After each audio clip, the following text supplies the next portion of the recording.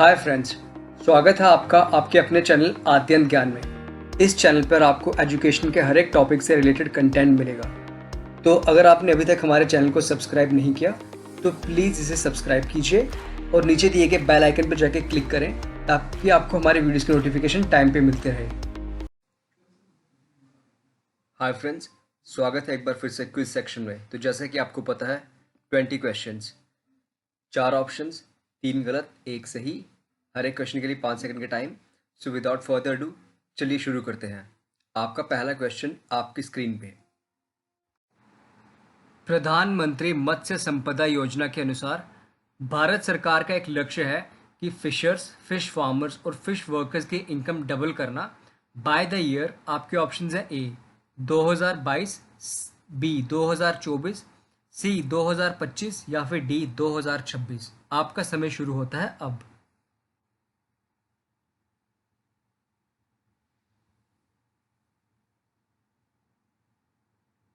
और सही ऑप्शन है ऑप्शन बी 2024। आपकी इन्फॉर्मेशन के लिए आपको बता दें कि एक यूनियन कैबिनेट की मीटिंग हुई थी जिसकी अध्यक्षता प्रधानमंत्री श्री नरेंद्र मोदी जी ने की थी और इसमें अप्रूवल दिया गया था प्रधानमंत्री मत्स्य संपदा योजना को लेके, एक स्कीम जिससे कि देश में ब्लू रेवोल्यूशन आए for sustainable and responsible development of fishery sector in India.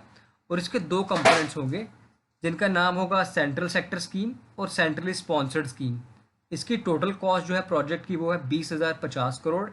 इसमें सेंट्रल गवर्नमेंट का शेयर रहेगा 9,407 करोड़, स्टेट का शेयर होगा 4,880 करोड़ और बेनिफिशरीज का जो शेयर होगा वो होगा 5,763 करोड़ रुपए। तो आगे बढ़ते हैं सेकंड क्वेश्चन की तरफ। वर्ल्ड हेल्थ असेंबली के हेडक्वार्टर्स कहाँ पे लोकेटेड है? आपके ऑप्शंस हैं ए जेनेवा, बी टोक्यो, सी बीजिंग या फिर डी लंदन। आपका समय शुरू होता है अब।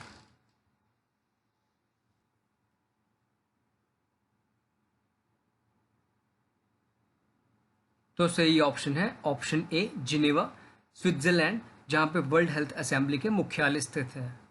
आगे बढ़ते हैं थर्ड क्वेश्चन की तरफ। कैबिनेट ने अप्रूव किया है extension for the welfare of प्रधानमंत्री वय Vandana Yojana PMVVY up to, यानी कि किस साल तक बढ़ा दी गई है योजना? आपके ऑप्शंस हैं ए 2027, बी 2023, सी 2025 या फिर डी 2021। आपका समय शुरू होता है अब।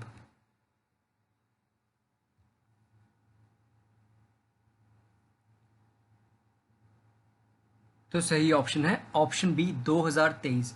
आपकी इन्फॉर्मेशन के लिए आपको बता दें कि जो प्रधानमंत्री वय वंदना योजना है ये सीनियर सिटीजन के लिए उपलब्ध पेंशन स्कीम है। इसमें मासिक पेंशन का विकल्प चुनने पर सीनियर सिटीजन्स को स्कीम में 10 साल तक एक फिक्स रेट से गारंटीड पेंशन मिलती है। ये स्कीम डेथ बेनिफिट भी प्रोवाइड करती है।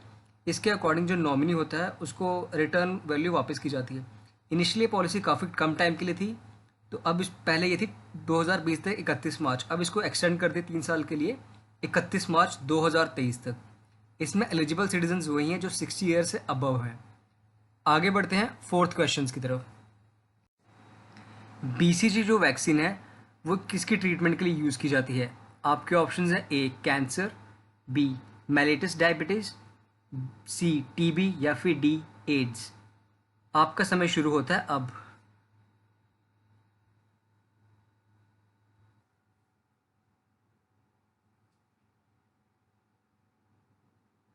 तो सही ऑप्शन है ऑप्शन सी TB।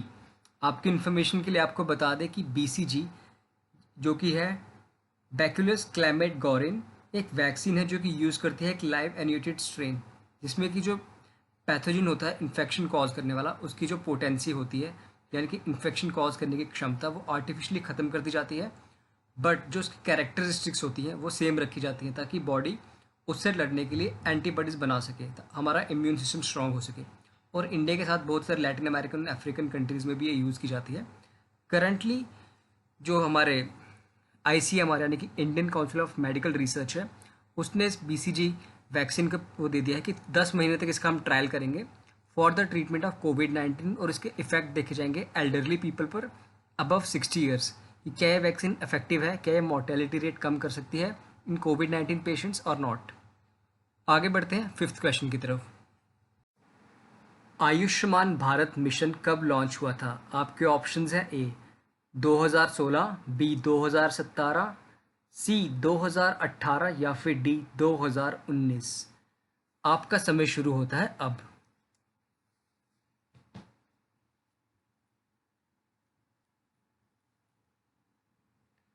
तो सही ऑप्शन है ऑप्शन सी 2018। आपकी इन्फॉर्मेशन के लिए आपको ये बता दें कि आयुष्मान भारत मिशन दुनिया का सबसे बड़ा हेल्थ इंश्योरेंस मिशन है जो कि गवर्नमेंट ऑफ इंडिया के द्वारा चलाया गया है। इससे 10 करोड़ 74 लाख परिवार लाभान्वित होंगे।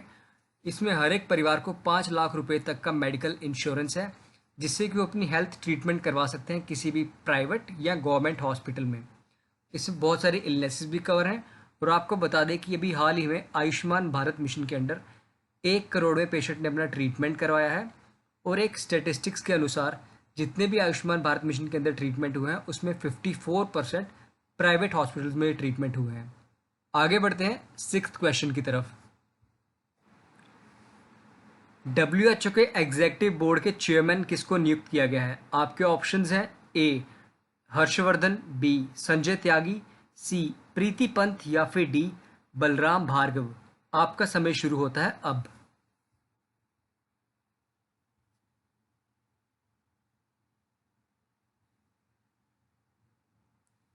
तो सही ऑप्शन है ऑप्शन ए हर्षवर्धन। आपकी इन्फॉर्मेशन के लिए आपको बता दें डॉक्टर हर्षवर्धन जो कि करंट हेल्थ मिनिस्टर भी हैं, वो 22 मई को WHO के एग्जीक्यूटिव बोर्ड के चेयरमैन बनेंगे और वो टेक ओवर करेंगे चार्ज डॉक्टर हिरोकी नाकाटानी से, जो कि जापान के मेंबर हैं और करंट चेयरमैन हैं WHO के एग्जीक्यूटिव बोर्ड के। आगे बढ़ते हैं 7th क्वेश्चन की तरफ। दुनिया में पहली बार बी डे कब मनाया गया था? आपके ऑप्शंस हैं ए 2012, बी 2014, सी 2018 या फिर डी 2019। आपका समय शुरू होता है अब।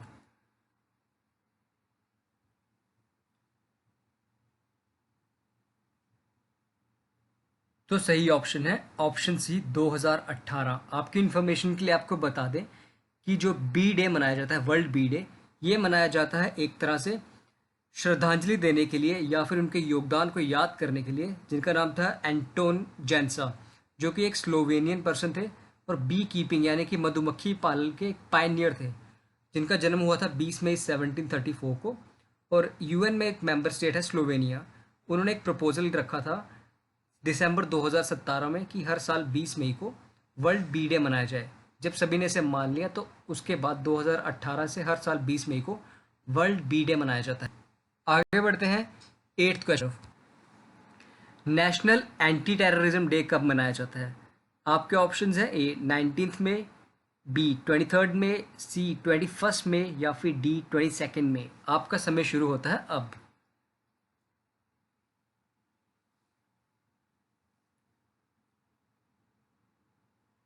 तो सही ऑप्शन है ऑप्शन सी 21 में। आपकी इन्फॉर्मेशन के लिए आपको बता दें कि 21 मई 1994 को भारत के पूर्व प्रधानमंत्री श्री राजीव गांधी जी की तमिलनाडु में LTTE के विद्रोहियों ने आत्मघाती हमले में हत्या कर दी थी। उनकी हत्या के बाद VP सिंह के नेतृत्व में जो केंद्र सरकार थी, उन्होंने 21 मई को डिसाइड किया सेलिब्रेट किया जाएगा नेशनल एंटी टेररिज्म डे। आगे बढ़ते हैं 9th क्वेश्चन की तरफ। इंटरनेशनल टी डे कब सेलिब्रेट किया जाता है? आपके ऑप्शंस है ए 28 में, बी 21 में, सी 1 जून या फिर डी 10 में। आपका समय शुरू होता है अब।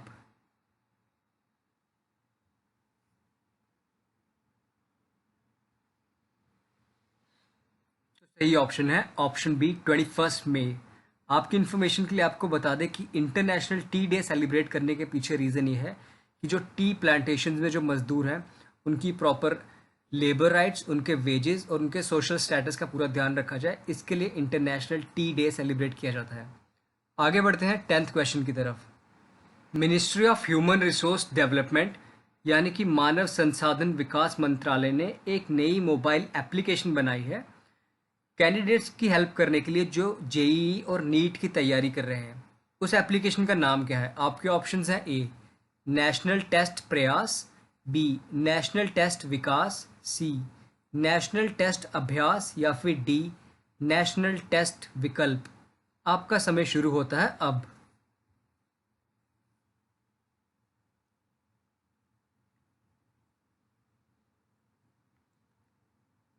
और सही ऑप्शन है ऑप्शन सी नेशनल टेस्ट अभ्यास। ये बनाई गई है उन अभ्यर्थियों के लिए जो जेईई और नीट की तैयारी कर रहे हैं और इस एप्लीकेशन के थ्रू ये मॉक टेस्ट दे सकते हैं। आगे बढ़ते हैं 11th क्वेश्चन की तरफ। कौन सी कंट्री ने रिसेंटली अपने मैप यानी कि नक्शे को रिवाइज किया है और कुछ भारतीय टेरिटरीज को भी इंक्लूड कर दिया है, ये बोलते हैं कि ये हमारी कंट्री का ही पार्ट है। आपके ऑप्शंस हैं ए नेपाल, बी बांग्लादेश, सी म्यांमार या फिर डी भूटान। आपका समय शुरू होता है अब।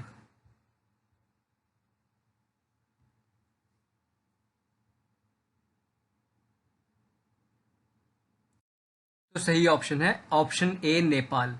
आपकी इन्फॉर्मेशन के लिए आपको बता दें, वैसे अगर आप न्यूज़ सुनते हैं तो आपको पता भी होगा कि रिसेंटली 8 मई को जब भारत ने एक रोड बनाया था उत्तराखंड के दारचूला से लीपू लेक पास से, ताकि जो कैलाश मानसरोवर के यात्री हैं उनको हेल्प हो जाए, तो नेपाल ने काफ़ी कड़ा प्रोटेस्ट लॉन्च किया था इस पे।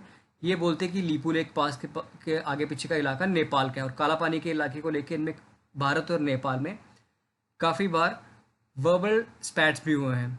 और आपकी इन्फॉर्मेशन के लिए बता दें कि नेपाल ने जो प्रोटेस्ट लॉन्च किया है उसको बेस बनाया है 1815-16 की जो ट्रीटी हुई थी, सुगुले ट्रीटी, उसको बेस बना के नेपाल ने ये साइन किया और बोला है कि जो काला पानी का इलाका है वो भी नेपाल का पार्ट है। और रिसेंट मैप में उन्होंने इंडियन की टेरिटरीज को भी इंक्लूड कर दिया है अपने कंट्री में, और ये बोला है कि ये भी नेपाल का ही पार्ट है। इसके पीछे प्राइम रीज़न यही है कि नेपाल में जो कम्युनिस्ट पार्टी है अभी, उसको चाइना की कम्युनिस्ट पार्टी की पूरी सपोर्ट है और वो इंस्टिगेट कर रहे हैं नेपाल को इंडिया के अगेंस्ट। आगे बढ़ते हैं 12th क्वेश्चन की तरफ। एक स्टार का जो कलर होता है वो क्या इंडिकेट करता है? आपके ऑप्शंस है ए डिस्टेंस, बी मास, सी उसका तापमान यानी टेम्परेचर, या फिर डी ल्यूमिनोसिटी यानी कि उसकी चमक। आपका समय शुरू होता है अब।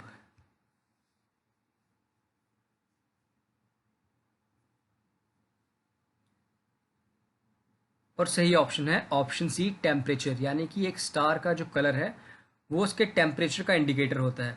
आगे बढ़ते हैं 13th क्वेश्चन पे। नामचिक नामपुक अरुणाचल प्रदेश में फेमस फील्ड है किस चीज़ के? आपके ऑप्शंस हैं A oil and natural gas, B zinc, C bauxite या फिर डी कोल। आपका समय शुरू होता है अब।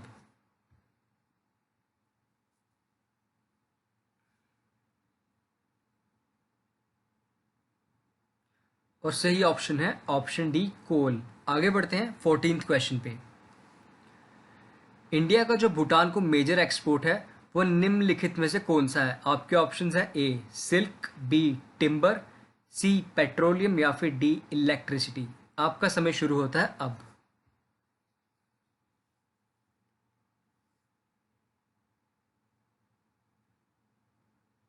और सही ऑप्शन है ऑप्शन सी पेट्रोलियम। आगे बढ़ते हैं 15th क्वेश्चन पे। किस ट्रीटी के कारण यूरो करेंसी चलन में आई थी? आपके ऑप्शंस हैं A Lisbon treaty, B Amsterdam treaty, C merger treaty या फिर डी मैस्ट्रिस्ट ट्रीटी। आपका समय शुरू होता है अब।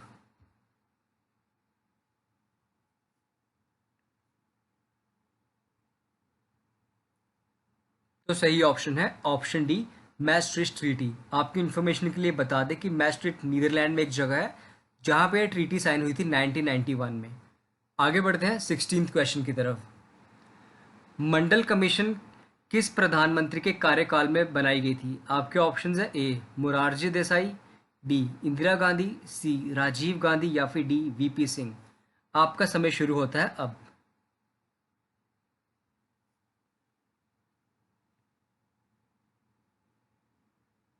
तो सही ऑप्शन है ऑप्शन ए मोरारजी देसाई। आपकी इन्फॉर्मेशन के लिए आपको बता दें कि इस कमीशन का जो गठन हुआ था वो गठन हुआ था मोरारजी देसाई की कार्यकाल में 79 में। पर जो इस कमीशन के जो पॉइंट्स थे जो उनको इम्प्लीमेंट किया गया, ये किया गया वीपी सिंह की सरकार के नेतृत्व में 1990 में। और इस कमीशन के आने के उपरांत काफ़ी सारे दंगे भी हुए थे पूरे उत्तर भारत में। आगे बढ़ते हैं 17th क्वेश्चन की तरफ।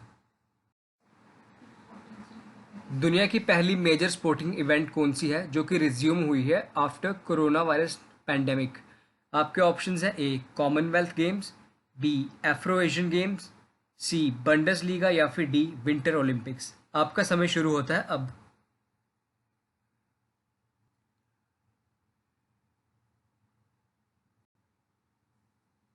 और सही ऑप्शन है ऑप्शन सी बंडसलीगा। आपकी इन्फॉर्मेशन के लिए आपको बता दें कि ये एक जर्मन फुटबॉल लीग है और इस बार इसमें काफ़ी ज़्यादा स्ट्रिक्ट मेजर्स इंप्लीमेंट किए गए हैं। इसमें फुटबॉल स्टेडियम में क्राउड भी नहीं होगा और प्लेयर्स को भी कहा है कि सोशल डिस्टेंसिंग मेंटेन कीजिए। आगे बढ़ते हैं 18th क्वेश्चन की तरफ। किस इवेंट के कारण यूएसए की वर्ल्ड वॉर 2 में एंट्री हुई थी? आपके ऑप्शंस है A defeat of German forces at Stalingrad, B Pearl harbour attack, C Zimmermann telegram या फिर D at the request of Russia.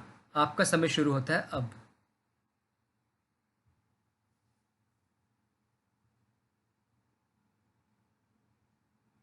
और सही ऑप्शन है option B Pearl harbour attack. आपकी इन्फॉर्मेशन के लिए आपको बता दें कि 7 दिसंबर 1941 को जापानीज एयरफोर्स ने अटैक कर दिया था अमेरिका के पर्ल हार्बर, अमेरिका के हवाई में पर्ल हार्बर पे अटैक कर दिया ताकि अमेरिका के जो जंगी बेड़े हैं वो साउथ ईस्ट एशिया में जो जापान के एक्सपेंशनिस्ट प्रोग्राम्स हैं, जो उनके प्लान्स हैं, उस पर अटैक न कर पाए, यानी कि अमेरिका वर्ल्ड वॉर में पार्टिसिपेट न कर पाए। पर हुआ बिल्कुल उसका उल्टा।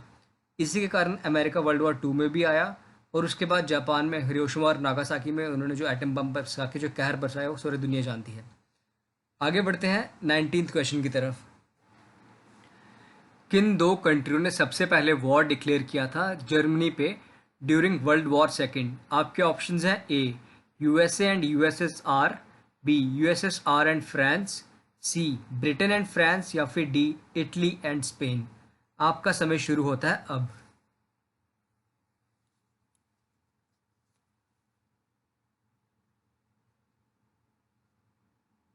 और सही ऑप्शन है option C Britain and France. जब जर्मनी ने पोलैंड पे अटैक किया था और पोलैंड की इन्वेजन हुई थी तो ब्रिटेन एंड फ्रांस ने डिक्लेयर कर दिया था जर्मनी पे वॉर। आगे बढ़ते हैं 20th यानी कि आज के लास्ट क्वेश्चन पे। फ्रेंच सरेंडर जो हुआ था जर्मनी को वो कहाँ पे साइन हुआ था? आपके ऑप्शंस है एक रेलवे कार में, बी बर्लिन में, सी पेरिस में या फिर डी ऑन ए बोट। आपका समय शुरू होता है अब।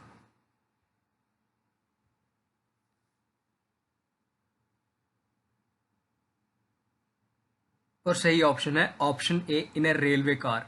आपकी इन्फॉर्मेशन के लिए आपको ये बता दें कि ये जो साइन हुआ था 1940 में, उससे पहले 1918 में भी सेम इसी रेलवे कार जिसका नाम था कॉम्पिटिशन वैगन, इसमें ये साइन हुआ था आर्मिस्टाइज। उस टाइम जर्मनी की हार हुई थी और जर्मनी ने उसी रेलवे वैगन में ये साइन किया था। इस बार जब जर्मनी की जीत हुई तो हिटलर ने उसी सेम रेलवे वैगन को सेम जगह पे ले जाकर उसमें ये साइन करवाया फ्रेंच से उनका सरेंडर। तो फ्रेंड्स आज के 20 क्वेश्चन यहीं पे समाप्त होते हैं। आशा करते हैं कि आपको हमारे एफर्ट्स पसंद आ रहे होंगे। अगर आपको हमारी ये वीडियो पसंद आए तो प्लीज़ इसे लाइक करें, इसे ज़्यादा से ज़्यादा शेयर करें। हमें कमेंट करके ज़रूर बताइए कि आपको हमारा कंटेंट कैसा लग रहा है और अगर आप किसी स्पेसिफिक टॉपिक पे वीडियो बनाना चाहते हैं तो उस बारे में भी कमेंट करके बताइए। प्लीज़ हमारे चैनल को सब्सक्राइब करें। धन्यवाद। जय हिंद।